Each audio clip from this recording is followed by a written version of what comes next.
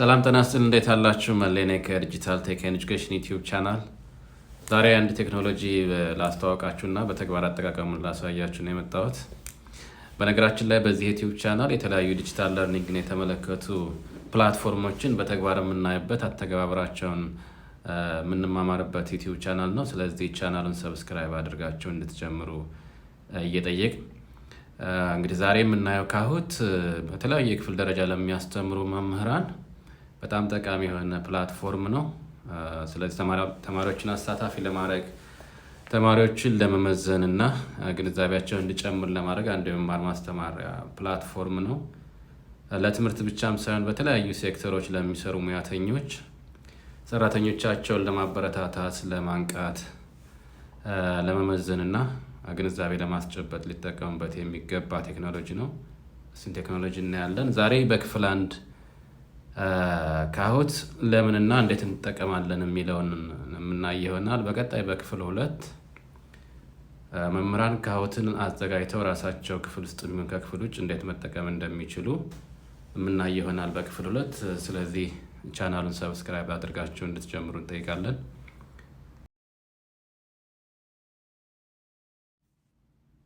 ካሁት የተለያዩ ጠቀሜታዎች አሉት። ከነዚህ ጠቀሜታዎች መካከል አራቱን ነው የምናየው፣ ዋና ዋናዎቹን። የመጀመሪያው አሳታፊ የመማር ማስተማር ዘዴን ተግባራዊ ለማድረግ ተማሪዎች በምናስተምረው ትምህርት ተሳታፊ እንዲሆኑ በንቃት እንዲሳተፉ ለማድረግ ያስችላል። ሁለተኛው እውቀት ለማስተላለፍ ያስችላል። ሶስተኛው ተማሪዎቻችን ለመመዘን ያስችላል፣ ፎርማቲቭ አሰስመንት የምንለው። ስለዚህ ከማስተማራችን በፊት ወይም ካስተማርን በኋላ በመጨረሻ ወይም በመካከል ለመመዘን ያስችለናል ማለት ነው። አራተኛውና የመጨረሻው ኢንክሉሲቭ ኤጁኬሽን ተግባራዊ ለማድረግ የተለያየ የመማር ስልት ወይም ለርኒንግ ስታይል የምንለው እሱን በክፍል ውስጥ ተግባራዊ ለማድረግ ተደራሽ ለማድረግ የተለያየ የመማር ፍላጎት ላላቸው ልጆች ወይም ተማሪዎች ተደራሽ ለማድረግ የሚያስችል ፕላትፎርም ነው። እንደ አጠቃላይ ካሁት ተማሪዎች በጨዋታ መልክ የሚማሩበትና አሳታፊ የሆነ የመማር ማስተማር ዘዴን ተግባራዊ ለማድረግ የሚያገለግል ፕላትፎርም ነው። ከዚህ ቀጥሎ ካሁትን ለመጠቀም የሚያስችሉ 6 ዋና ዋና ቅደም ተከተሎችን አንድ በአንድ የምናይ ይሆናል። የመጀመሪያው ስቴፕ አካውንት መክፈት ነው ካሁትን ለመጠቀም። ስለዚህ እሱን እንዴት መክፈት እንደምንችል እናያለን። ስለዚህ አካውንት ለመክፈት የምናደርገው ነገር መጀመሪያ ጉግል ላይ ሄደን kahoot.com ብለን መጻፍ ነው። ክሊክ ስናደርግ እነዚህ አማራጮች ይመጡልናል። ከነዚህ አማራጮች ኮንታክት፣ ሴልስ፣ ፕሌይ፣ ስታርት ፎር ፍሪ እና ሎጊን የሚሉ አማራጮች ይመጡልናል። ስለዚህ ስታርት ፎር ፍሪ የሚለውን ክሊክ ማድረግ ነው። እሱን ክሊክ ስናደርግ ቹዝ ዋትስ ሞስት ሪሌቫንት የሚል ይመጣልናል። ቲቸር፣ ስቱደንት፣ ፕሮፌሽናል፣ ፋሚሊ ኤንድ ፍሬንድ፣ ስቱደንት የሚሉ ነገሮች ይመጡልናል፣ አማራጮች ይመጡልናል። ስለዚህ እኛን የሚገልጸን መምረጥ ነው። ለምሳሌ ቲቸር ከሆን ቲቸር፣ ፕሮፌሽናል ከሆን ፕሮፌሽናል፣ ቢዝነስ ኦውነር ከሆን ቢዝነስ ኦውነር። ስለዚህ እኛ የትኛውንን የሚለውን እንመርጣለን። ከዛ በኋላ ሳይን አፕ እንድናደርግ ይጠይቀናል። ስለዚህ ኢሜላችን በማስገባት ሳይን አፕ ማድረግ። ሁለተኛው ተግባር ከአሁን በፊት የተዘጋጁ ጥያቄዎች እንዴት መጠቀም ይቻላል የሚለውን ነው የምናየው። እዚህ ስቴፕ ላይ የምናየው ከዚህ በፊት መምህራን የተዘጋጁ ጥያቄዎችን እንዴት መጠቀም እንደምንችል ነው። እሱን ለማድረግ እዚህ በግራ በኩል አማራጮች አሉ። ከነዚህ አማራጮች መካከል ኤክስፕሎር የሚለውን ወይም ዲስከቨር የሚል ይመጣል አንዳንዴ። እሱን ስንጫነው አማራጭ መፈለጊያ ይመጣል። እዛ ላይ የምንፈልገውን ይዘት መጻፍ ነው። ለምሳሌ ፍላግ ብዬ ልጻፍ። ስለዚህ ዝርዝር ጥያቄዎች ይመጡልናል። ፍሪ ይሆናሉ። ከፍለን የምንጫወታቸው ጨዋታዎች አሉ። ስለዚህ ለጊዜው ፍሪ የሆነውን ልምረጥ፣ አንድ ጥያቄ ከዚህ ለሳምፕል። ኦኬ። ስለዚህ ፍላግን የተመለከቱ 7 ጥያቄዎች አሉት። የምርጫ ጥያቄዎችን የያዘ የካሁት ጥያቄ መረጥኩ ማለት ነው።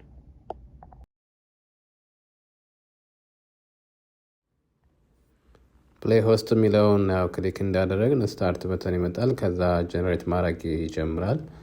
ይሄኛው ስቴፕ እንግዲህ ጆይን የሚያደርጉበት ነው ተጫዋቾቹ።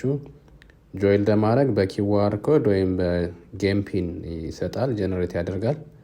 እዚህ ላይ እንደምታዩት ለምሳሌ 7719745 ነው። ከዛ ይህን ተጠቅመው ጌም ፒኑን አስገብተው ጆይን ማድረግ ይችላሉ። ከዛ ኒክኔም ያስገባሉ፣ ወይም በቅጽል ስም መጫወት ሲፈልጉ በቅጽል ስም፣ ካልሆነ በስማቸውም ጆይን ማድረግ ከፈለጉ በስማቸው ጆይን ማድረግ ይችላሉ።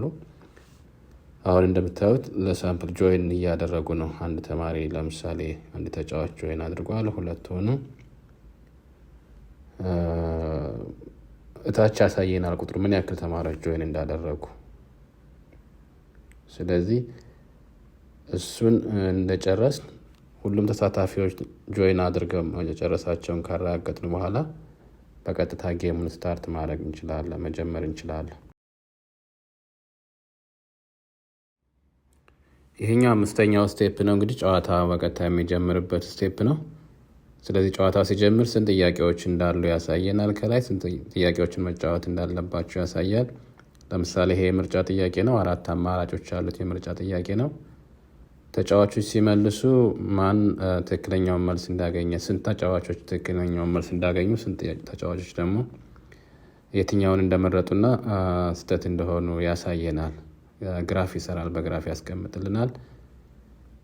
ከዛ ስኮር ያስቀምጣል ለእያንዳንዱ የመለሱበትን ሰዓት ፍጥነት እና ትክክለኛ መልስ ማግኘት አለማግኘታቸውን ግምት ውስጥ አስገብቶ ስኮር ይሰጣል ማለት ነው። ቦርድ ላይ በደረጃ ያስቀምጣል።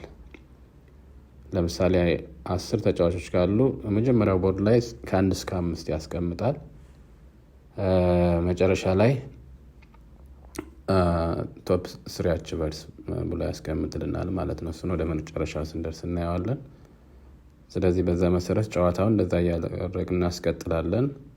ኔክስት የሚለውን እየተጫን እስከ መጨረሻው ድረስ እንሄዳለን ማለት ነው።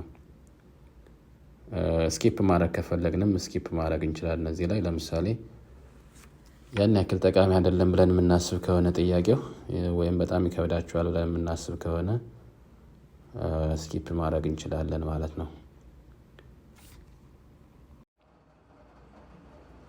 በመካከልም ስለ እያንዳንዱ ጥያቄ ማብራሪያዎችን መስጠት እንችላለን። ተማሪዎች እየመለሱ እያለ ቀጣዩ ጥያቄ ከመጀመሩ በፊት ስለ እያንዳንዱ ጥያቄ ማብራራት የሚያስፈልግ ሆኖ ከተገኘ ተጨማሪ ማብራሪያዎችን ለመስጠት እድል ይሰጠናል ወደ ቀጣዩ ጥያቄ ከመሄዳችን በፊት። ስለዚህ እንደዚህ በማድረግ ተማሪዎች ወደ ቀጣዩ ጥያቄ ከማለፋቸው በፊት እንዲነቃቁ፣ እንዲበረታቱ፣ ለቀጣዩ ጥያቄ ዝግጁ እንደሆኑ ለማድረግ የሚያስችሉን አጋጣሚዎች ይኖራሉ ማለት ነው።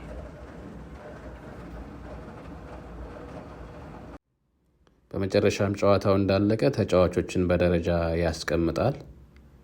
ስኮራቸውን መሰረት ያደረገ ከ1 እስከ 3 የወጡ ተወዳዳሪዎችን ያስቀምጥልናል ማለት ነው።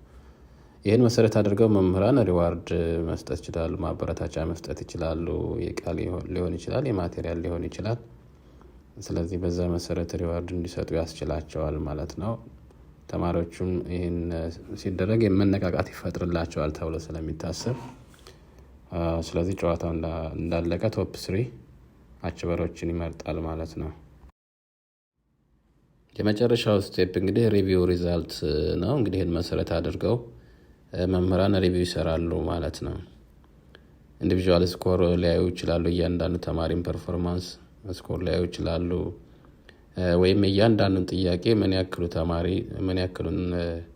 ምን ያክል መልስ አግኝቷል፣ የትኛው ጥያቄ ከባድ ነበር፣ የትኛው ጥያቄ ቀላል ነበር የሚለውን አናሊሲስ ለመስራት ያስችላቸዋል።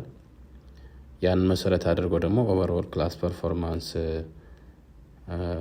ለመወሰን ወይም ለማወቅ ያሉበትን ደረጃ ተማሪዎች ለማወቅ እንደ አሰስመንት ሜተድ ሊጠቀሙበት ይችላሉ ማለት ነው። ያው እንደ አጠቃላይ እንግዲህ ዛሬ በክፍል 1 ያየነው ካሁትን እንዴት መጠቀም ለምን ዓላማ መጠቀም እንደሚቻልና እንዴት መጠቀም እንደሚቻል ካሁን በፊት መምህራን ያዘጋጇቸው ጥያቄዎችን እንዴት መጠቀም እንደሚችሉ ነው። በቀጣይ ክፍል ደግሞ መምህራን ራሳቸው እንዴት ጥያቄዎችን አዘጋጅተው መጠቀም ይችላሉ የሚለውን እና ይሆናል። ሰብስክራይብ፣ ላይክ እና ሼር ማድረግ አትርሱ።